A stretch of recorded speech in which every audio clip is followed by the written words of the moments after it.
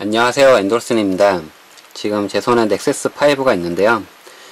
넥서스 5를 쓰다 보니까 단점이 보여서 단점 정리를 좀 해보려고 합니다. 넥서스 5는 지금 이제 KT랑 SKT에서 발매하는 걸로 알고 있고요. 이제 곧 발매를 할 텐데, 저는 구글 플레이스를 통해서 구매를 해서 계속 사용해 왔습니다. 구글, LG전자에서 만들었죠. 넥서스 5는 LG전자에서 만들었고 G2랑 비슷한 사양이고 스냅드래곤 800이 들어가 있어서 LTE가 가능할 거라고 생각을 했지만 레퍼런스 폰이라서 LTE가 또 되지 않죠. 일단 단점 정리를 하자면, 일단은 용량은 2300mAh인데 제가 분명히 100%를 충전하고 그 다음에 퇴근하고 그 다음에 동영상을 좀 보거나 음악을 듣거나 웹서핑을 좀 하고 딱 집에 왔는데 50% 정도밖에 남지가 않았습니다. 배터리가 52% 정도 남았었는데 배터리가 LTE를 사용하기에는 아직 많이 좀 부족하다는 생각이 듭니다. 왜냐하면 화면도 좋고 해서 동영상 같은 걸 많이 보게 되면 배터리가 상당히 빨리 닳아서 보조 배터리가 있어야 됩니다. 지금 이거는 일체형 배터리이기 때문에 보조 배터리를 사용해야 된다는 단점이 있죠. 그리고 두 번째 단점은요, 이렇게 흔들게 되면, 카메라에서 잡힐지 모르겠지만 두 가지, 포럼에서 여러 가지 얘기가 있습니다. 흔들 때 딸그닥 소리가 난다. 이게 지금 카메라는 800만 화소인데 OIS라고 해서 손떨림 방지를 기술을 넣어놨습니다. 그렇기 때문에 사진을 찍었을 때 조금 더 잘 나오게 되는데 흔들리는 사진이 적게 되죠. 그렇기 때문에 여기 OIS 때문에 흔들었을 때 딸그닥 소리가 난다. 아니면은 이 유격 때문에 소리가 난다.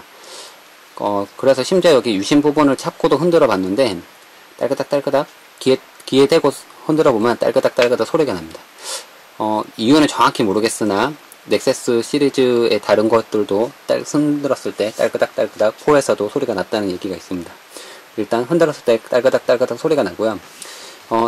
외산폰이기 때문에 DMB가 없습니다. 이런 단점이 또 있습니다. DMB를 보고 싶지만 DMB를 보려면 데이터를 써서 DMB를 보거나 하는 단점이 있고요. 또 그리고 카메라를 찍었을 때 카메라를 한번 찍어 볼 텐데요. 카메라 어플,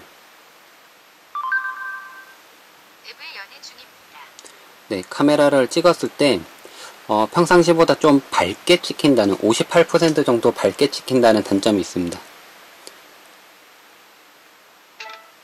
촬영을 했죠. 촬영을 한 걸 보면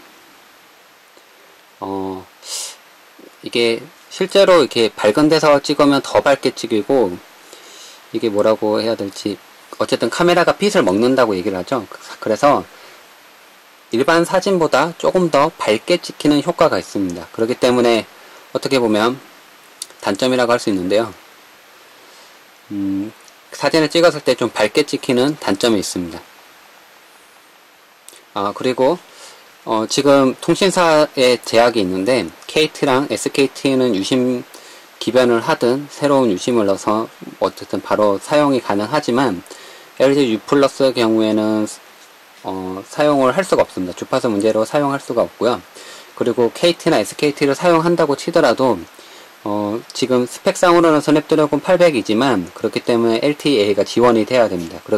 그렇지만 레퍼런스 폰으로 구글에서 만들었기 때문에 세계적인 추세가 LTE이고 LTE는 한국에서만 지금 사용하는 기술이기 때문에 사용할 수 없다고 해서 레퍼런스 폰으로 LTE가 지원되지 않습니다.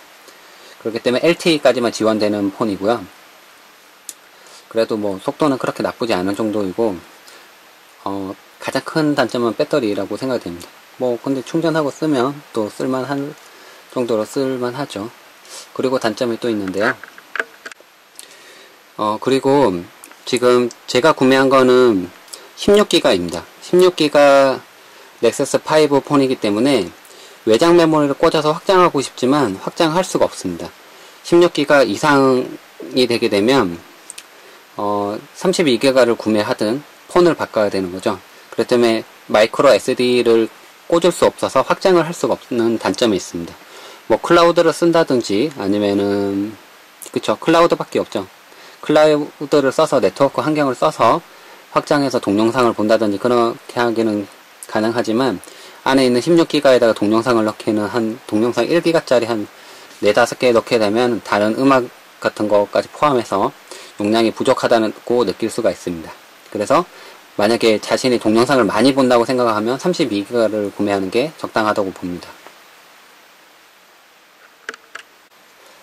그리고 넥서스 5는 2기가 램을 지금 가지고 있는데요. 국내 스마트폰들이 3기가 램을 가지고 있는 것에 비해서는 2기가로 상당히 작죠. 그래서 어플을 여러가지 띄우게 되면 가용한 램은 1.2에서 1.4 램 정도를 사용할 수 있다고 볼 수 있습니다.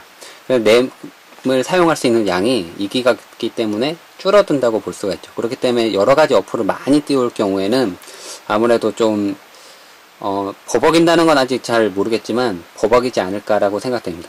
근데 구글에 많이 최적화되어 있고 최적화되어 있는 폰이기 때문에 2기가로도 충분하지 않을까 라는 생각도 들지만 어쨌든 램이 작다는 스펙상 작다는 게 단점입니다. 그리고 지금 이거를 이제 그 루팅을 한다거나 아니면 이걸로 개발을 한다거나 할 때 4.4 그 키캣이 안드로이드가 설치가 되어 있어서 키캣을 지원하는 아직 루팅 툴이라든지 이런 게 나와 있지 않습니다. 그렇기 때문에 그런 거에 대한 단점이 있고요. 굳이 단점이라는 게 아니라 좀 시간이 지나면 나오게 되는 거죠.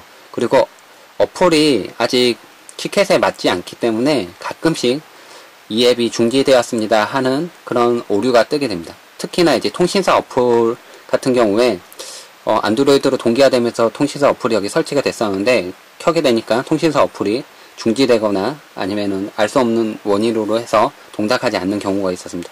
뭐 지워버렸고요. 그리고 키캣을 지원하지 않는 일부 어플들 몇 가지가 있습니다.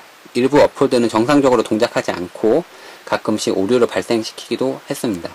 그 외에 뭐 다른 것들은 이렇게 큰 단점이라고 들 수는 없지만 일반적으로 얘기하는 단점은 제가 얘기한 거에 거의 다 포함되어 있을 것 같고요. 그 외에는 전부 다 쓸만한 폰이죠. 충분히 쓸만한 편이고 단점만 지적하자면 이렇게 끄집어낼 수 있을 거라고 생각이 됩니다. 지금까지 넥서스 5에 대해서 단점에 대해서 알아보았습니다. 이상 엔돌슨이었습니다.